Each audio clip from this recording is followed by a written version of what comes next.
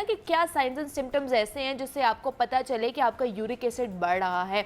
इस पर हमने बात करनी है और इस पर बात करने के लिए हमारे साथ डॉक्टर अजहर नवाज साहब मौजूद हैं स्टूडियोज़ में, जो कि गैस्ट्रोएंट्रोलॉजिस्ट हैं और उसके साथ साथ मेडिसिन के भी एक्सपर्ट हैं। तो उनसे बात कराते हैं आपके। डॉक्टर साहब, आपको वेलकम कहते हैं जागो लाहौर में। कैसे हैं आप? ठीक है, अल्हम्दुलिल्लाह, आई एम फाइन। आप कैसी हैं? मैं भी बिल्कुल ठीक ठाक। डॉक्टर साहब, यूरिक एसिड के हवाले से हमने बात करनी है।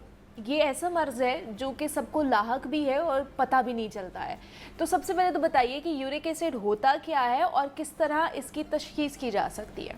जी, thank you so much. Uric acid basically हमारी बॉडी में प्यूरिन्स होती हैं। प्यूरिन्स बेसिकली क्या है कि यह जो हमारा डीएनए या आरएनए होता है उसकी डिग्रेडेशन की वजह से कुछ प्रोडक्ट्स बनती हैं। अच्छा। जब प्यूरिन्स की डिग्रेडेशन होती है तो उसकी डिग्रेडेशन की वजह से यूरिक एसिड बनता है। आपको पता है कि हमारी बॉडी में डेली जो है वो बहुत से सेल्स बन रहे हैं और बहुत से सेल टूट रहे होते हैं। तो जब प्यूरिन्स की डिग्रेडेशन होती है तो उससे एक प्रोडक्ट बनती है जिसे यूरिक एसिड कहते हैं। अच्छा। अब यूरिक एसिड बेसिकली एक नॉर्मल हेल्दी पर्सन के अंदर किडनीज़ के थ्रू और इंटेस्टाइन के थ्रू एक्सक्रीट हो रहा है। मोस्टली जो इसकी एक्सक्रीशन है वो मोर देन 70% वो किडनीज़ के थ्रू है और रिमेनिंग जो है वो 30% तक वो इंटेस्टाइन के थ्रू है। अच्छा, ठीक है। अब जो यूरिक एसिड है बेसिकली इसकी ज़्यादती की वजह क्या हो सकती है? अब इसकी ज़्यादती की दो वजूहत हैं मेन। नंबर 1, या तो ये बन ज़्यादा रहा है बॉडी में। नंबर 2, या इसकी एक्सक्रीशन उस तरह से नहीं हो रही जिस तरह से होनी चाहिए। ठीक है। अब इसकी नॉर्मल वैल्यूज़ क्या है? अब इसकी जो नॉर्मल वैल्यू है वो अगर तो ये 6.8 मिलीग्राम पर डेसीलीटर से ज़्यादा है तो हम इसे हाइपर यूरिसीमिया कहते हैं या यूरिक एसिड की ज़्यादती कहते हैं। अगर इससे नीचे है तो नॉर्मल है।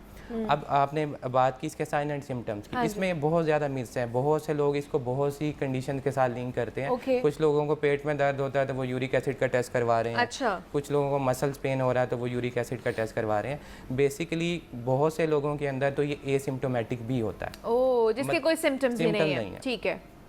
अब इसमें मैं ये बताता चलूँ कि गाइडलाइंस ये रिकमेंड करती हैं अगर तो एसिम्प्टोमेटिक हाइपर यूरिसीमिया है तो उसको ट्रीट करने की ज़रूरत नहीं होती। उसके अंदर सिर्फ आपको डाइटरी रिस्ट्रिक्शंस की ज़रूरत है। क्योंकि जब एक पेशेंट को एक अलामात ही नहीं है तो आपने उसके ट्रीटमेंट से आपको कोई बहुत ज़्यादा फ़ायदा नहीं होगा। आप कॉस्ट बढ़ा रहे हैं, आप बार बार टेस्टिंग कर रहे हैं और तभी पता चलेगा जब आप टेस्ट करेंगे तभी आपको पता चलेगा कि इस बंदे को यूरिक एसिड है। ठीक है। दूसरा इसमें यह है कि ये एशियन पॉपुलेशन में इसकी जो है रेशो ज़्यादा है। अब दूसरे नंबर पे इसकी सिम्टम्स या अलामात की बात करते हैं तो इसकी जो अलामात हैं उसके अंदर सबसे ज़्यादा जो है ये जोड़ों की इन्वॉल्वमेंट ज़्यादा होती है। ठीक है। इसमें मोनोआर्थराइटिस भी हो सकता है। ज़्यादा ये मोनोआर्थराइटिस के तौर पे प्रेजेंट करता है। अच्छा। मोनोआर्थराइटिस से मुराद ये बिग टो, ये जो हमारे पाँव का अंगूठा है इसकी सोजिश की वजह, सबसे बड़ी वजह जिसको हम एक्यूट गाउट भी कहते हैं कि मतलब फर्स्ट जो है इसके सिम्टम्स यही होते हैं।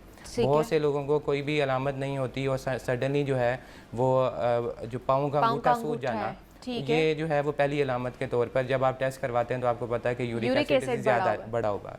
ठीक है। उसके अलावा जब ये ज़्यादा लंबे अरसे तक ज़्यादा रहता है तो ये एक से ज़्यादा जॉइंट्स को भी इन्वॉल्व कर लेता है, जिसे ओलिगो आर्थराइटिस कहते हैं, जिसमें बॉडी के मुख्तलिफ जॉइंट्स हो सकते हैं। नी जॉइंट हो सकता है, हाथ के छोटे जॉइंट्स हो सकते हैं। बहुत से लोग कहते हैं कि हमारे ये जॉइंट्स में दर्द रहती है। हाँ जी। ठीक है। उसमें बेसिकली हम वर्कअप करके देखते हैं जॉइंट्स की जो प्रॉब्लम है वो मल्टीपल इश्यूज़ की वजह से हो सकती है। एज फैक्टर होता है उसमें, एज के हिसाब से देखना है आपने। जैसे कि कुछ ऑटोइम्यून डिसऑर्डर हैं जिसमें रूमेटॉइड आर्थराइटिस हो गया जिसे कि एंटिया कहता है, तो डिफरेंशियल में बेसिकली गाउटी आर्थराइटिस भी आता है। आपने इसको भी एज ए डिफरेंशियल लेके चलना होता है। इसके अलावा इसकी जो एक और जो अलामत है वो किडनी स्टोन्स बहुत ज़्यादा हैं। गुर्दों में पत्थरियाँ जो हैं वो इसकी वजह से यूरिक एसिड के जब ज़्यादती होती है या हाइपर यूरिसीमिया होता है तो किडनीज़ के अंदर जो है वो यूरिक एसिड के क्रिस्टल डिपॉजिट हो जाते हैं, जिसकी वजह से आपको गुर्दों के अंदर दर्द, पेशाब में खून आना, गुर्दों में पत्थरी की वजह से फिर गुर्दों में इन्फेक्शन का हो जाना, ये वाली अलामतें होती हैं।